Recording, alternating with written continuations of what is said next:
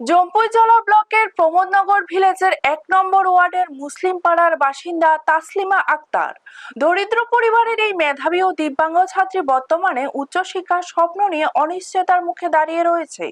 তাসলিমা স্থানীয় প্রমোদনগর দ্বাদশ শ্রেণী বিদ্যালয় থেকে মাধ্যমিক পরীক্ষায় প্রথম বিভাগে উত্তীর্ণ হয়েছিল। সে দ্বাদশ শ্রেণীর পরীক্ষাতেও সফলভাবে উত্তীর্ণ হয়েছে। তার ইচ্ছা কলেজে ভর্তি হয়ে উচ্চশিক্ষা গ্রহণ করা এবং ভবিষ্যতে প্রতিষ্ঠিত হয়ে পরিবারের পাশে দাঁড়ানো, কিন্তু আর্থিক অসচ্ছলতা তার সেই স্বপ্ন পূরণের পথে বড় বাধা হয়ে দাঁড়িয়েছে।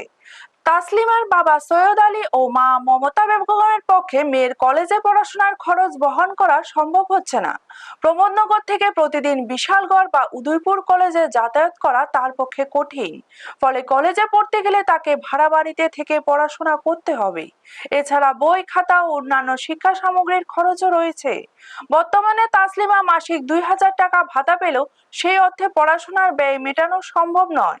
পরিবারের দাবি, মুখ্যমন্ত্রী ইন্টেলেকচুয়াল ডিসেবিলিটি পেনশন প্রকল্পের আওতায় তাকে মাসিক ৫,০০০ টাকা ভাতা প্রদান করা হলে তার উচ্চশিক্ষার পথ অনেকটাই সহজ হবে।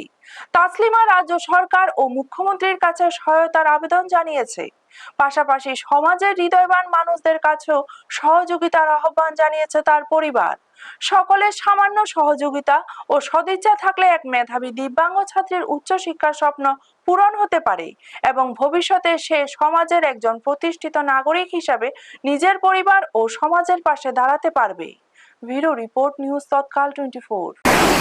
আমি এই মুহূর্তে দাঁড়িয়ে রয়েছি জম্পুইজলা ব্লকের প্রমোদনগর ভিলেজের ১ নম্বর ওয়ার্ড মুসলিমপাড়া এলাকায়। আপনারা দেখতে পাচ্ছেন আমার সঙ্গে আছে তাসলিমা আক্তার, অত্যন্ত মেধাবী ছাত্রী। প্রমোদনগর দ্বাদশ শ্রেণী বিদ্যালয় থেকে এবার 12 পাস করেছে। গত 2 বছর আগে প্রমোদনগর দ্বাদশ শ্রেণী বিদ্যালয় থেকে মাধ্যমিক পরীক্ষায় ফার্স্ট ডিভিশন পেয়েছিল, প্রমোদনগরে টপ হয়েছিল প্রমোদনগর স্কুলে। এবার সে 12 পাস করেছে প্রমোদনগর দ্বাদশ শ্রেণী বিদ্যালয় থেকে। খুব ভালো রেজাল্ট করেছে, কিন্তু সে কলেজে ভর্তি হতে পারছে না। তার কলেজে যাওয়ার যে গাড়ি ভাড়া বা কলেজে প্রমোদনগর থেকে এত দূর গিয়ে পড়াশোনা করে, মানে ঘর ভাড়া ছাড়া সে পড়াশোনা করতে পারবে না। প্লাস ঘর ভাড়া থাকতে হবে, প্রাইভেট মাস্টার, কলেজের খরচ, অনেক কিছু তার দরকার, প্রয়োজনীয়। সে অত্যন্ত মেধাবী, সে মুখ বধির, কথা বলতে পারে না, কানেও শুনে না। কিন্তু লেখাপড়ার প্রতি তার প্রচণ্ড আগ্রহ। কিন্তু তার বাবা সৈয়দ আলী অত্যন্ত দরিদ্র, অত্যন্ত গরিব। তার পক্ষে মেয়েকে কলেজে পড়ানো কোনোভাবেই সম্ভব হচ্ছে না।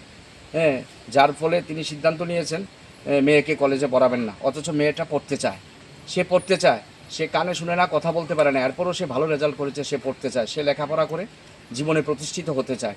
তাই তার বাবা, রাজ্য সরকার, রাজ্যের মুখ্যমন্ত্রী, জম্পুইজলা ব্লক সবার কাছে সহযোগিতার আবেদন চাইছে। যদি মেয়েটিকে সাহায্য করে কোনো হৃদয়বান ব্যক্তি বা সরকার প্রশাসন, তাহলে মেয়েটি কলেজ পাশ করে ভালো পরীক্ষা দিয়ে হয়তো জীবনে প্রতিষ্ঠিত হতে পারবে এবং সরকারি চাকরি পাওয়ার যোগ্যও সে।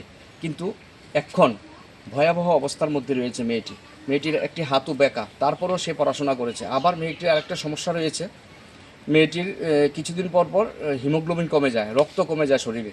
কয়েক মাস পর তাকে জিবি হাসপাতালে নিয়ে রক্ত দিয়ে আসতে হয়।